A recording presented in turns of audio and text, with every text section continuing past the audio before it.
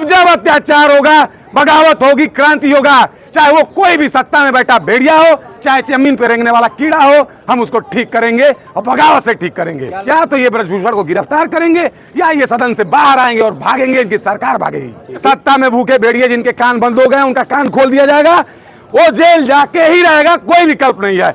इनकलाब जिंदाबाद। गांधी के मार्ग पे, संविधान के मार्ग पे, अनशन के मार्ग पे, सत्याग्रह के मार्ग पे, बुद्ध के मार्ग पे, ईसा के मार्ग पे इनकी बैंड बजा देंगे। उससे जब नहीं हुआ तब ने कुछ दूसरा सोचना है। बेटियों का रिकॉर्ड पूरी दुनिया जानती है, इनका एक चरित्र है, इन्होंने अपने ब्रह्मचर्य से अपने शरीर को बनाया है, साधा है योगी की तरह।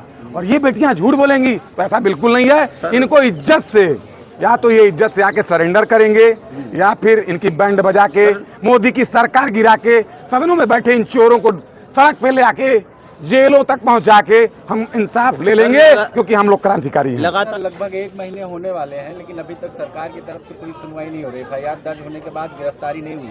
ब्रजभूषण को कौन बचा रहा है आखिर? देखिए, सबसे पहले तो मैं बता दूं, आप जानते हैं मेरा नाम बागी पांडे है और पिछले 4 दिनों से हम लोग यहाँ पे डटे हुए, हफ्तों से डटे हुए हैं। कल पूर्वांचल के हमारे गांधी कहे जाने वाले दिल्ली यूनिवर्सिटी के प्रोफेसर, इस देश के मशहूर हिस्टोरियन डॉक्टर संपूर्णानंद मल भी एक दिवसीय संविधान सत्याग्रह उन्होंने किया, यहाँ पे आके लड़कियों को समर्थन दिया, खिलाड़ियों को समर्थन दिया। तो उसमें यही आया कि जब खाक पंचायत का हम निर्णय इंतजार कर रहे थे कि खाप क्या कहती है, तमाम किसान जो गुट हैं वो क्या कहते हैं, क्या निर्णय लेते हैं, कोई निर्णय निकल जाए तो फिर उस हिसाब से हम आंदोलन को गति देंगे या फिर उसमें प्रगति होगी। अब कहानी चूंकि ये आ गई है कि खाप ने भी कोई यथावत निर्णय नहीं ले लिया है। अब बेटियों की असमत की बात है, अब बात क्रांति की है। और आप भी जानते हैं कि पूरी सरकार ब्रजभूषण को बचा रही है, एक बलात्कारी को बचा रही है, एक रेपिस्ट को बचा रही है। क्यों? क्योंकि देखिए, अगर आपके अंदर सत्य होता, वाकई में मैं बता रहा हूँ मित्र, जैसे मेरे जैसे व्यक्ति को अगर आज ये आरोप लगे रहते कि अंशुमान जी आपके ऊपर पास्को के आरोप हैं, आप और सरकार मुझे बचाती और मुझसे आप पूछते कि क्या हो रहा है, तो मैं एक लाइन की बात करता कि मैं कॉन्स्टिट्यूशनल मैन हूँ, I am Anshuman Pandey, I am revolutionary, मैं इस देश के संविधान को मानता हूँ। मैं एक लाइन में सबसे पहले मैं पुलिस को कहता कि आप आओ और मैं सरेंडर कर रहा हूँ कोर्ट में, चाहे मैं डायरेक्ट सरेंडर करता। अगर मेरे अंदर सत्य रहता तो मेरे अंदर विवेक भी रहता। देखिए, जिसके अंदर सत्य होता है, सत्य जिसके, देखिए मैं उसी का जवाब दे रहा हूँ, जिसके अंदर सत्य होता है, उसके अंदर विवेक होता है, वो पल पल अपने बयान नहीं बदलता है, पहली बात। दूसरी चीज, उसके अंदर भरोसा होता है अपने सत्य पे। गांधी के अंदर सत्य था, नेहरू के अंदर सत्य था, भगत सिंह के अंदर सत्य था। तो 2.5 साल भगत सिंह जेल काट के मीडिया ट्रायल करा के, हिंदुस्तान सोशलिस्ट रिपब्लिक एसोसिएशन का एडवर्टाइजमेंट मीडिया ट्रायल करा के, दल की विचारधारा बता के पूरे देश के नौजवानों को, क्रांतिकारियों को जगा के और फांसी पे चढ़ गए, अपने सत्य से नहीं समझौता किया।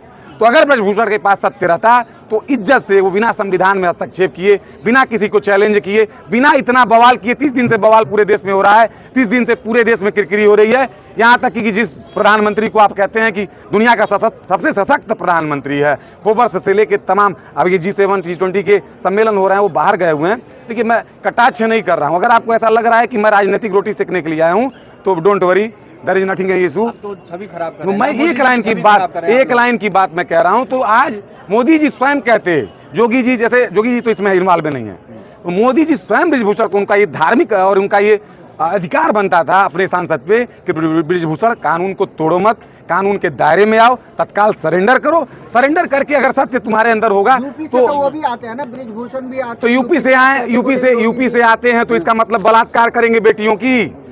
आप यूपी से आते हैं, आप मेरे होम डिस्ट्रिक्ट से आते हैं, तो आप मेरी बहनों का बलात्कार करेंगे, मैं बर्दाश्त हो जाऊंगा? अच्छा, बर्दाश्त कर लूंगा, मैं क्रांतिकारी हूँ। अरे बैंड फोड़ दूंगा, आंखें फोड़ दूंगा, देखोगे मेरी बेटियों की तरफ, तो चाहे वो कोई हो, चाहे वो अमेरिकन हो, चाहे दुनिया का कोई भी हो, अगर मेरी बेटियों की तरफ देखेगा, अगर मेरी बहनों की तरफ देखेगा, तो उसकी आंखें नोचने का कार्य भी क्रांतिकारियों को आता है। इस धरने को लगातार विपक्षी नेताओं से जोड़ा जा रहा है। माफियाओं पे तो बुलडोजर चल रहा है, ये कैसे बच गए? देखिए, हर पॉलिटिकल पार्टी का मुझे लगता है कि पहली बात तो ये है, मैं आपसे बार बार कहता हूं कि जो सदन में बैठे हैं 70% क्रिमिनल्स, शूटर्स, अपराधी, डकैत, मैं इनको कॉन्स्टिट्यूशनल रॉबर्स कहता हूं। एक लाइन में सुप्रीम कोर्ट को मैंने सैकड़ों पत्र लिखे हैं, मैंने राष्ट्रपति को सैकड़ों पत्र लिखे हैं, यहाँ भी आया हूं तो लगातार पत्राचार करने के बाद आया हूं। आपके इंटेलिजेंस से लेके सारी एजेंसियां जानती हैं कि यहाँ बागी पांडे मौजूद है, यहाँ डॉक्टर संपूर्णानंद मल्ला हैं। ऐसा नहीं है कि किसी को जानकारी नहीं है। एक मिनट रेकी हो रही है कि अंशुमान कहाँ है, क्या कर रहे हैं, कैसे कब क्या होगा, बागी का क्या इवेंट जाएगा,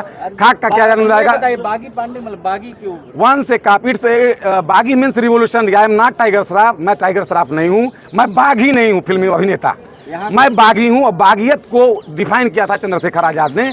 जो कि हिंदुस्तान सोशलिस्ट नहीं, बात पूरी हो जाने दीजिए। बागियत का मतलब क्या है? बागियत का मतलब ये नहीं है कि हम जिहादी हो जाएंगे, हम आतंकवादी हो जाएंगे।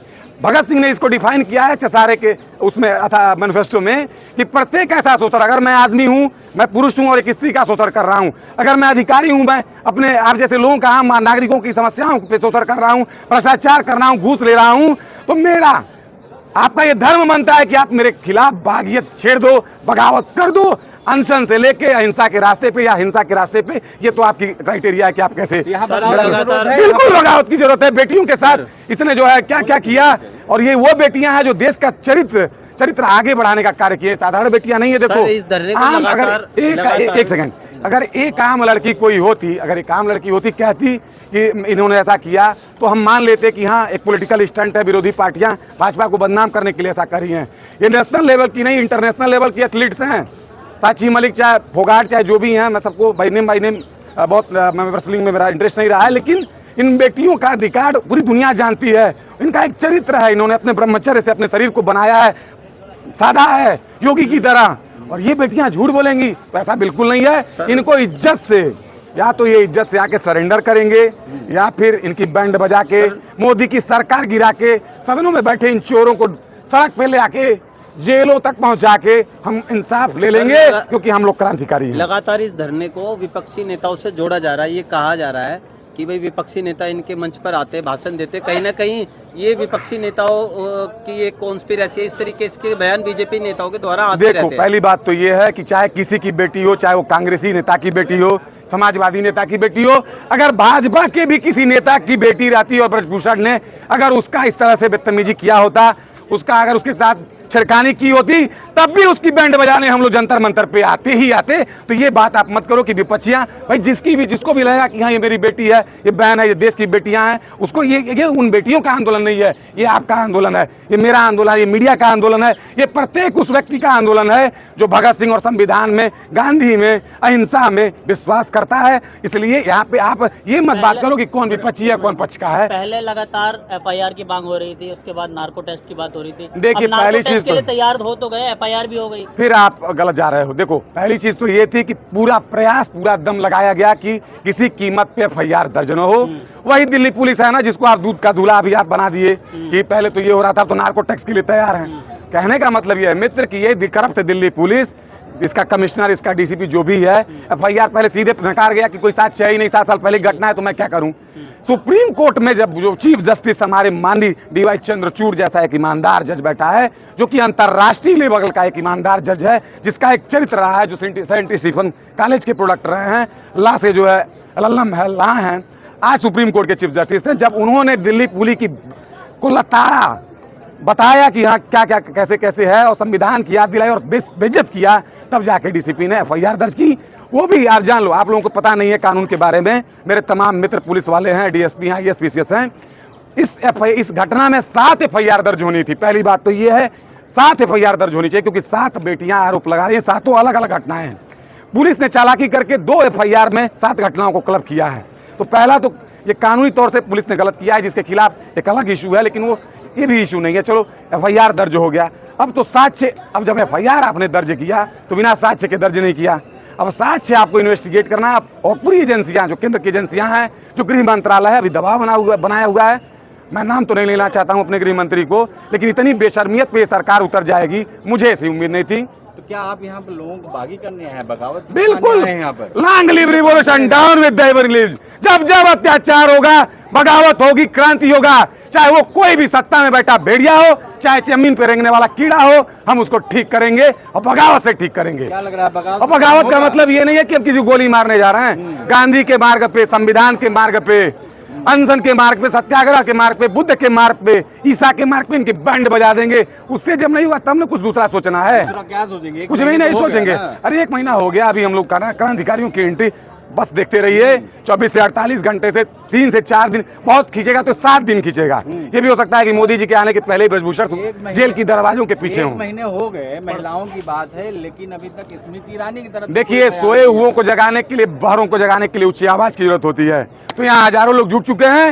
ये सत्ता में भूखे भेड़िए जिनके कान बंद हो गए, उनका कान खोल दिया जाएगा, वो जेल जाके ही रहेगा, कोई विकल्प नहीं है। इनकलाब जिंदाबाद। यहाँ से एक आखिरी सवाल, यहाँ से 2-3 किलोमीटर दूर स्मृति ईरानी का आवास है, ब्रजभूषण का आवास है, आपके प्रधानमंत्री भी 2-3 किलोमीटर पे हैं। तो इन लोगों तक आवाज नहीं पहुंच रही है क्या? बिल्कुल पहुंच जाएगी। अब यहाँ पे क्रांतिकारी आ चुके हैं, यहाँ पे बागी आ चुके हैं, सरदार ये भगत सिंह के जो है औलादें आ चुकी हैं। इनकी बैंड बजा दिया जाएगा यार। इनको सत्ता में रहने का कोई अधिकार नहीं है। अगर भ्रष्टाचार के मामले पे, देश में महंगाई के मामले पे ब्रिटेन में 2 प्रधानमंत्री अगर इस्तीफा दे सकते हैं, टेरेसा मे दे सकती हैं, बोरिस जॉनसन दे सकते हैं, तो इनको भी रहने का कोई अधिकार नहीं है। या तो ये ब्रजभूषण को गिरफ्तार करेंगे या ये सदन से बाहर आएंगे और भागेंगे, इनकी सरकार भागेगी। देश में डंका बज रहा है और आप बोल रहे हैं इस्तीफा देंगे। मैं कह तो रहा हूं कि क्या आप भी अपने को डेमोक्रेसी कहते हो। ब्रिटेन जैसा देश जहां पे, वहां भी डेमोक्रेसी है। अगर मैं एक उदाहरण दिया आपको कि देश में, दुनिया में ऐसे भी लीडर हैं, तो ये क्या है, इनकी बैंड बजा दिया जाएगा।